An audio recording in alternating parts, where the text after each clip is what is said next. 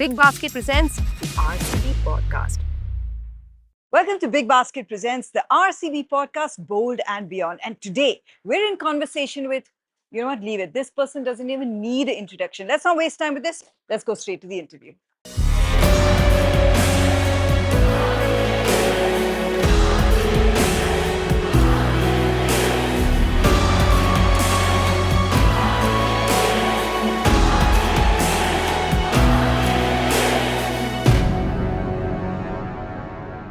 A lot of names on this wall, Virat. Yeah.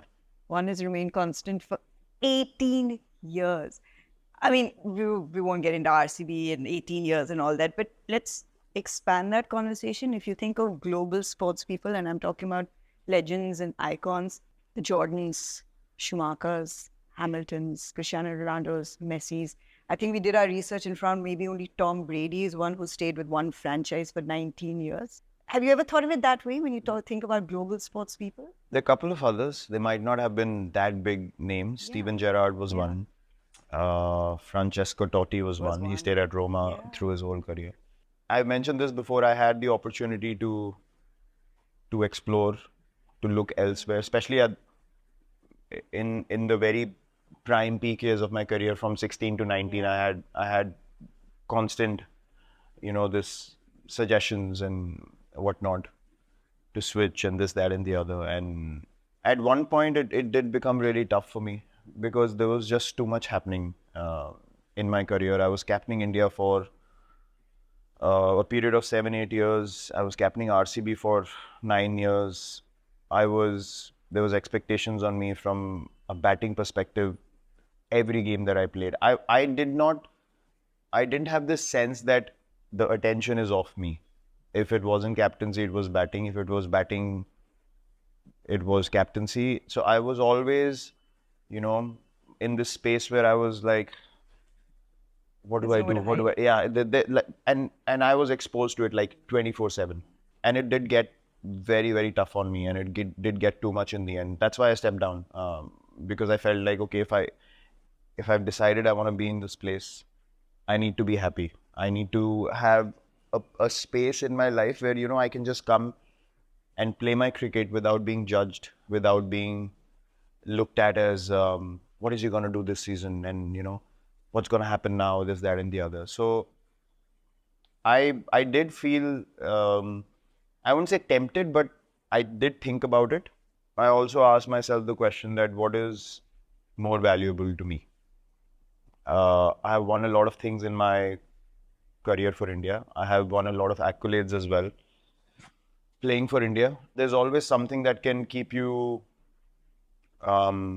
engaged in a wrong way in terms of desires, Okay, everything but this. That but is never going to go away. So I thought, fine, what is of more value to me today? Do I want to go to a new setup and try to figure out life again? And I don't know how the system's going to be, how people are going to treat me, how patient people are going to be with me. They've brought me in for X, Y, Z reasons. If those reasons are not met, what is the dynamic going to turn out to be?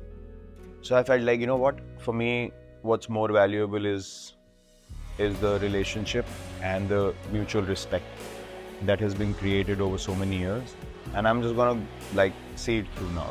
It's whether we win or we don't win, it's fine. This is my home, and the love that I've received from the fans, I don't think any silverware or any trophy can come close to that, because the impact of that love from people hits you very different to winning something and that next morning it's all gone. This I feel will stay with me for life. Maga. Weather andre? Perfect fit. Cinema andre? Super hit. 10 minutes andre? Boys, big basket. 10 minutes andre, big basket. 10 minutes andre, big basket. Big Basket, delivering in Bengaluru and everywhere in 10 minutes. It's like a lot of it happens, support staff faces change. You are now what is the stability factor. So a lot of new faces come, they look to you. But in 2008, when you walked into that dressing room as a youngster, who were the cool people? What were you excited to see? Do you remember any of that? As a young Indian cricketer, of course, I was looking forward to playing with the people that the Indian legend. So I was very nervous about meeting Rahul Bhai, Anil Bhai, and Zach.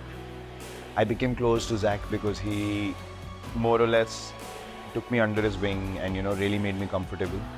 And we formed a great relationship from then on, which continues to be. The foreign stars, I did not have a taste of sharing the same space with them because I had never played with them. These legends obviously had played so many games with them, against them over so many years. So they had some sort of a communication or a connection, you can say. But I had none. So I did not really understand that dynamic initially. But with the Indian legends, I was very, very nervous that, I need to be working hard. I need to be well behaved, this, that, and the other. Did you think about conversations in your head before you had them with them? I mean, for me, the only icebreaker could be cricket conversations because beyond that, so I've always been this way. I did not feel like I can ask them anything about their own personal lives or, try to push my way into asking them what's going on and, what about this and that. I was like, no, once things evolve naturally, then yes, maybe you can open up more about different aspects of their lives or you want to share yours. But yeah, cricket conversations was the only thing that kept the communication going. And I think everyone was trying to understand this dynamic. Now, suddenly these legends are playing with their colleagues from different countries. And now you have this infusion of these young, brash individuals all in the same change room. So I think it was a bit much for everyone to process. But I think from year 2 onwards, everyone became more in sync and more at ease with each other. And things started really evolving from then on. Yeah, and you think back to some of the great overseas players that, apart from the great Indian players, you had a great relationship with Chris. You had a great relationship over the years. Was there a golf game that you were invited to with Mark Boucher and so in the beginning? And you had to work really hard in that? Yeah, I had a couple of horrible experiences because Horrible experiences? I mean it was also an exchange of cultures, right? Yeah. I had never even gone to a golf course in my life. I would go past it, but I never felt like I'm going to play golf, It wasn't part of my growing up. And then these guys are like, let's go play golf. And then I had to find a polo and wear trousers. And I was like, what's going on? And I went to play golf and I was so bad at it. Really? And Yeah. 3 shots into it, because I kept hitting everything to my right, my body position was off. And 3 times they said, you have to go in the bush and hit the ball again. I said, I cannot do this sport. So after 2 times going into the bush, I left the stick. I told the guy, take me into the canteen. I said, I'm going to go have a sandwich. You guys can enjoy your golf. And then, yeah, there were some conversations that broke the ice. Actually, out of all the players that I played with initially, Mark Boucher had the biggest impact on me as a young kid. He was the only guy I saw who came with the mindset that, okay, I'm going to come in and help some of the young players, some of the young Indian players. And he saw me play and he saw a bit of potential. So he figured out what my weaknesses could be. If I wanted to go to the next level, this is what I need to do, without me asking him anything. And he said, okay, I've seen you play this, that, and the other. We need to work on this, that, and a couple more things. I was like, okay. So he took me to the nets. He said, you need to work on the short ball. No one's going to give you a chance in international cricket if you can't pull the ball. I said, okay. And then he was hitting these tennis balls at me at a pace where I was like, if this is what it's going to take, I don't think I'll be able to, make it to the next level. But he really kept at it. I started becoming better. And I remember it was in a game we were playing in Chennai or Kolkata, one of the venues, where he told me that when I come to commentate in India 3 or 4 years from now, if I don't see you playing for India, you would do a disservice to yourself. Wow. So he really he stunned me, with the conversations that he had with me.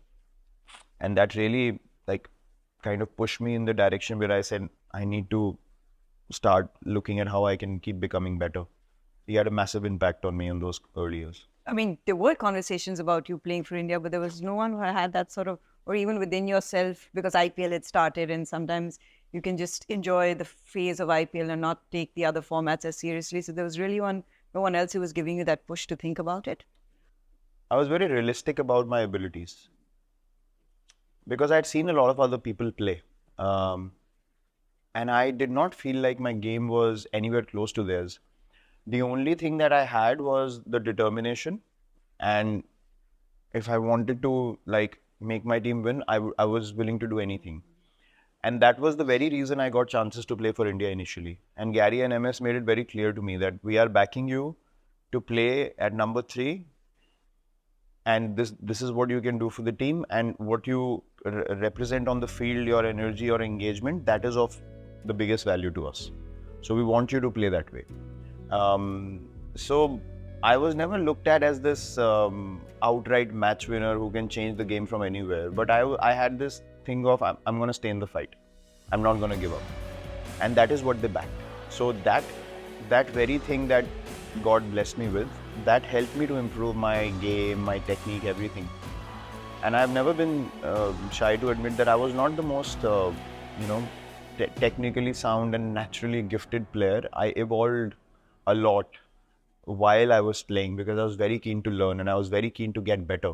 And I wanted to be the best. There is no denying that I wanted to be the best. And that hunger, that desire to keep improving, eventually to win more games for your team is what helped me improve my game. Was there any fear around that period, stepping in, playing with your idols, expectations, hunger? Was there any fear? What if this Of course, there was a lot of moments where I felt like it was all completely falling apart. Can you think of a moment or a match? Yeah, so I played my first series in Sri Lanka, and then I had so then I was left out of the team for a while because I had come into the team because Sachin Paji had a niggle, and then when he came back, there was not space left for me, so I had to wait for my chance again. And then Champions Trophy 2009 in South Africa, Yuvipa got a finger. I think he got a fracture or something, and then they called me in. So they used to tell me, keep your suitcase with you, keep your clothes packed, and keep your passport on you at all times. I was always a standby. So they called me over. I was in Bangalore actually. They asked me to fly over immediately. So when I went over, the very next game that I played was Pakistan in 3 days' time. And that was my first India-Pakistan game. And I think scored about 16 or something, and I tried to hit Shahid Afridi for a 6 straight down in Centurion, and I got caught at long off. And we lost that game. It was an important moment in the game. And my heart was beating like so fast through that whole innings. I just could not process everything that happened within a span of 4 days. And I remember us losing that game. Of course, it was a big loss, Champions Trophy. And I just could not sleep. I was awake till 5 in the morning. I was just staring at the ceiling. I was like, this is it. Like, I've been called after a year and I've just messed it all up. I don't know how this is going to shape up. I had a lot of moments like that where I really, really doubted myself. And I had to, again, kind of recalibrate and find a way to slowly build up again. And just try to focus on what is in front of me and what might go wrong, in whatever amount of time. For someone who we perceive as succeeded way more than, we see you as having more good days than bad days because of the accumulation of your accolades. But fear and failure are still part of it. Now, at this age, if you think about it, your approach to fear, failure, does fear still come into your game? Does failure still affect you on a level of frustration or anger? And how do you channel it now? So the learning so what happens is when you're young, you feel like, okay, if I have scored X amount of runs, by the time I'm this age or whatever, things will ease out. It never happens like that. And so that is the marker actually. When you stop feeling that nervousness or that, anticipation of how things are going to unfold is when people say that that's it. Like, that you're done. So that never goes away from you, because that very energy is what keeps you engaged to do what you need to do in that moment, in that present moment. So I've tried this on a few occasions where I've been all over the place, and then I would decide, you know what? I've scored these many runs and these many hundreds, and I'm going to walk out thinking that makes no difference. And I've always told youngsters as well, it doesn't matter whether I've played 130 test matches or whatever, 300 ODIs. If you've played 2 and your mindset is better than me on the day, you will perform better than me on the day. There is no guarantee. There is no guarantee of me playing 300 ODIs and walking in and saying, it's all going to unfold easily. It doesn't happen like that. Yes, you can use your experience to handle pressure situations, but that same perspective of being in the competition, of being positive, and you have to take a risk. So fear comes from not wanting to take a risk because you're worried about the outcome. And then you have to break it down to the point where you say, okay, even if I feel like I might fail, I am going to fail doing what I want to do. I'm not going to succumb to these demons in my head who are wanting me to be confused and get out. Because when you're confused and you get out, there's nothing to sort out. Because you actually didn't know what you wanted to do. So what are you going to figure out? If you wanted to play a shot and you get caught at the boundary, you can still say, okay, fine, I could have hit it slightly better and that could have gone for 6. Simple. You find a solution immediately and then you start working on it. But if you have no idea what you want to do, when someone gets you out, I promise you that leaves you in a space where you're like, what am I doing? Like, what do I need to work on? You know? So taking a risk never goes away. Whether you played 3 games or you played 300, the same mindset applies every single time. When you're in hotel rooms, it can be very lonely, right? You miss the structure around you. But also you get an opportunity to just be alone and recalibrate. Are you always looking for that balance when you're on tour?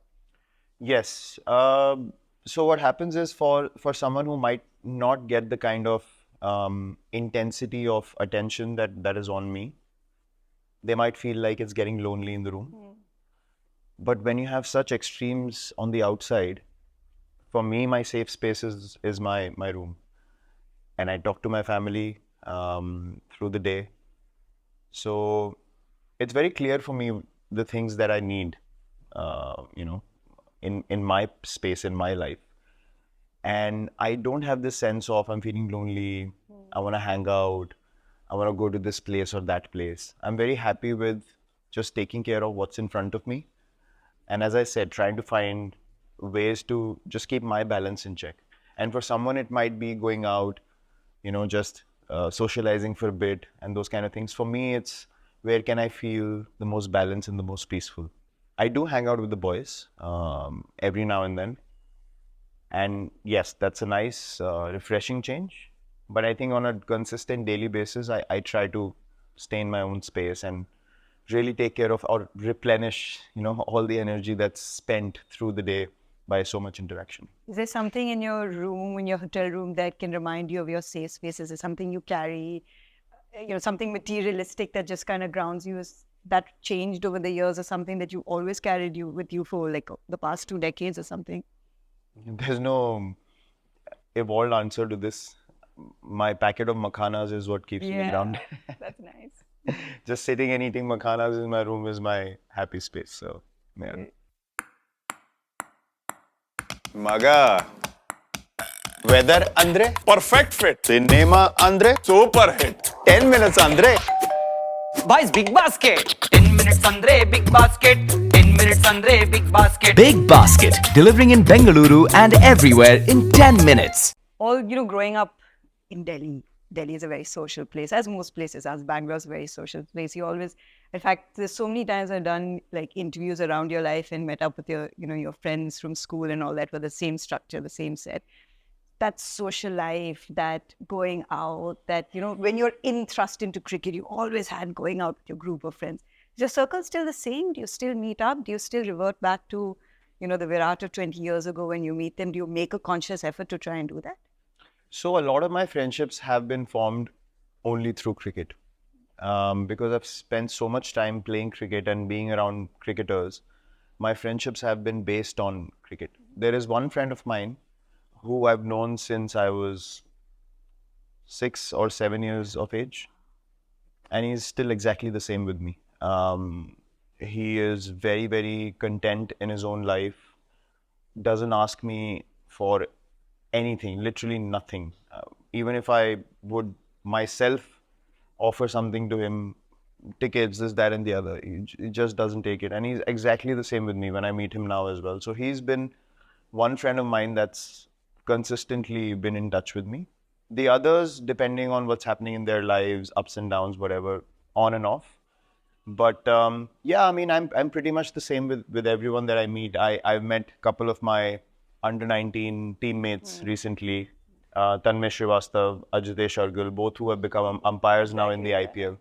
So I met them. We shared a lot of memories. I met Yomi recently in Chennai, Yomahesh. I played a lot of cricket with him. So things stay exactly the same. As I said, I mean, all the moments that I've spent or lived with these people were very organic. So I remember each and every detail of those meetings, and it's so nice to, just go back and revisit all the times where you met different people, you got along, your energies synced, and how when something happens from the right place, how it can feel exactly the same 15 years later as well, which is such a beautiful thing to experience. So yeah, I've never behaved differently with them because I don't feel differently myself. They don't treat you differently, like they can still take your trip and I mean, yes, they can, but I honestly, maybe based on their experiences or the things they might have heard about some other people, they don't approach that openly immediately. And I feel That a affects bit, you?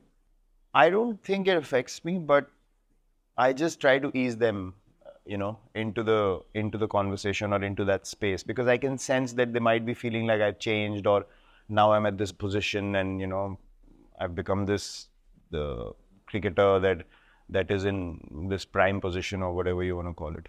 So they get very pleasantly surprised, and then they open up pretty quickly. So I keep forcing them, please don't be formal, please. Like sometimes if someone would incidentally call me up, I'm like, what's wrong with you? Like, why are you behaving this way? So yeah, there is that little bit of a hesitation, I would say, but I try to ease them into it. Punjabi khandans are big, right? So like you've grown up, siblings, cousins, all of that. Are you still like this? Are you like the star attraction? Are you still Chiku? Are you something else you were called in your childhood? Do you know your family, your brother, sister, do they still pile on you, treat you the same? Has anything in that dynamic at all changed? See, my immediate family, of course, my brother and sister are still the same with me, and we pretty much have similar conversations that we would back in the day. There's a big age gap as well, so it's not like they always tried to protect me and look after me, so that energy stays the same. I do joke around with them a lot, but the dynamics that siblings who are closer in age, what they have, I probably don't have that with them. There's no kind of friendship kind of a vibe. There is respect. There is obviously a lot of love, and there is masti. That stays consistent. If I have to be very honest, I did sense a change after things became different for me from the extended parts of the family, which back in the day, because I was very young, around 2012, this had happened actually around 2012 when I had that breakthrough game against Pakistan in the Asia Cup. And I clearly remember things completely changed for me after that. I did not realize the impact of an India-Pakistan game on the minds and hearts of people in India. When I came back from that Asia Cup, it was like I was in two different worlds. And it was very hard for me to process, because I never thought that something different. For me, it was a game of cricket. It was great, fine. Next day you wake up, go to breakfast, you're with your teammates, everything's fine. But how the dynamics change around the perception, it was very difficult for me to process, because when you see people that you've grown up with calling you up, like people who you've probably, played in their laps, they suddenly start calling you up. And I was like, I clearly remember telling my family there was a function that was happening, and I entered, and you can sense the environment was like everyone was like locked onto me. And it was so weird, because as a child, I had literally been brought up by these people. So I told my mom, I was like, I think I'm going to go. And in about an hour, I left, and everyone was like, oh, why did you leave and all that? But I couldn't take it. It was too much for me to handle. So yeah, my immediate family, things have always stayed the same, but I can't really say that about the extended bits of it. It did drastically change. Do you miss that? Have you adjusted at all to your new normal, or do you have to keep kind of recalibrating what the new normal is for you? You know, life of a sportsman, and I can speak about cricket because cricket probably is the only sport where we travel to such different places very consistently. We don't stay in one city, we don't go to the same stadium and come back. So I did spend a lot of time with them, but I did not have a regular kind of back and forth communication or connection with them through my life. So the disconnect happened when I was younger, but the memories stayed with me. Like I remember those times where they were elders, so I saw them, I met them, how they treated me as a young boy.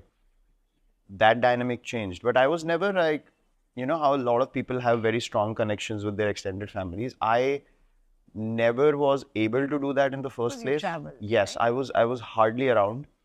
So the formation of that bond is very dependent on how much you meet regularly. Because we didn't have all these devices back in the day to stay in touch. So when you meet people physically, yes, that's quality time spent. So I actually did not miss anything because there was no such huge amounts of time spent with them for me to feel like, this is a part of my life that I'm really missing. But yeah, it was, as I said, for all the memories that I had already in my mind, it was very difficult for me to digest that. Coming into this IPL, having let go of the T20 format on the international level, has it changed anything for you? Do you feel like you want to try more things with this format now in terms of your own batting? I think last couple of seasons, I have consciously made an effort to evolve my game. And I've seen the results of it. I mean, again, to the point where I had to kind of let go of people wanting to see me, this is who I am, this, that, and the other, and just go and hit the ball, It really, after all this, so you start from wanting to hit the ball, and then you go through this whole journey of becoming someone and expectations, this and that, to a point where you feel like, this is actually pulling me back. And you have to push through and again get to the point where you say, just hit the ball. That's the only constant that remains for a cricketer. So I don't think things have changed for me in any way. The decision was taken purely understanding that there are new set of players who are more than ready. There is no denying it. These guys are playing a different game altogether to what we played. And they need time. They need a 2-year cycle to evolve, handle pressure, play in different parts of the world, and play enough games to the point where when the World Cup comes, they feel like we're ready.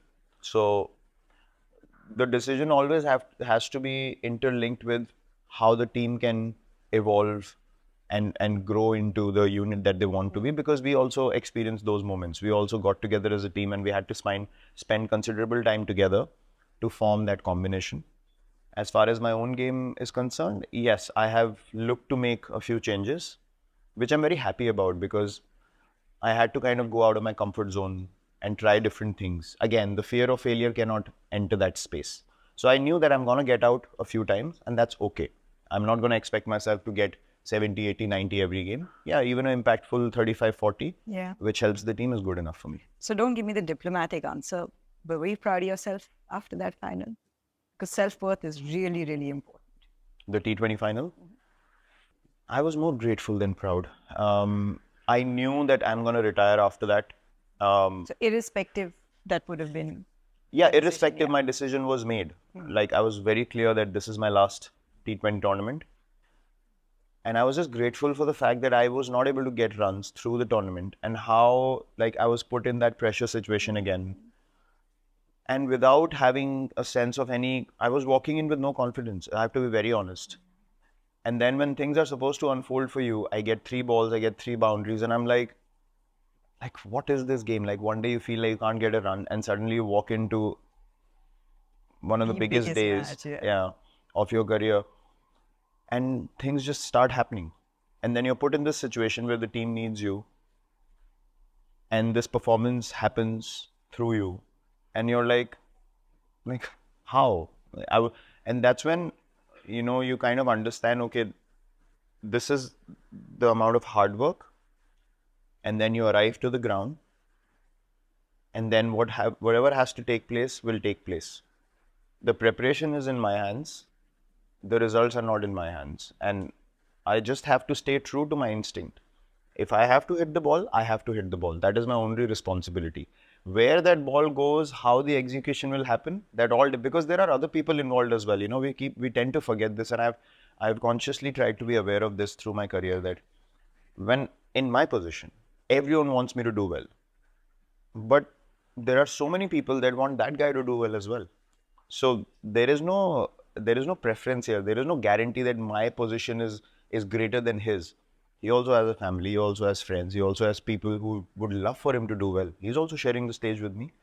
So we get so caught up in, no, this guy has to do well because when he plays well, we feel good, that we tend to forget you're playing with so many other people who have the same emotion, same desire, same drive.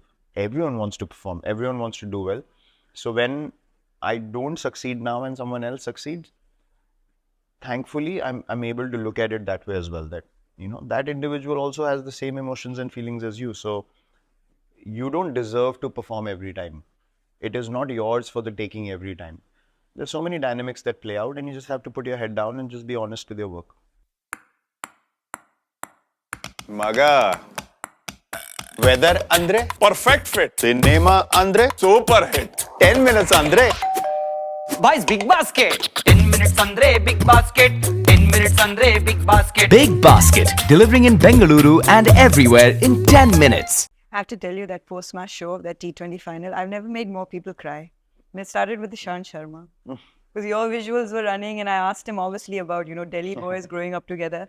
He's just like, Mayanti, 1 second, and he did this and he started crying. Then Ambati Raidu next to me started crying. But so much of that was centered around watching you and Rohit lift it together. And for Ishant, obviously, I know he's such a good friend. You guys have grown up together. You're cricket together. There he is sitting as a broadcaster, watching you live out this dream all over again.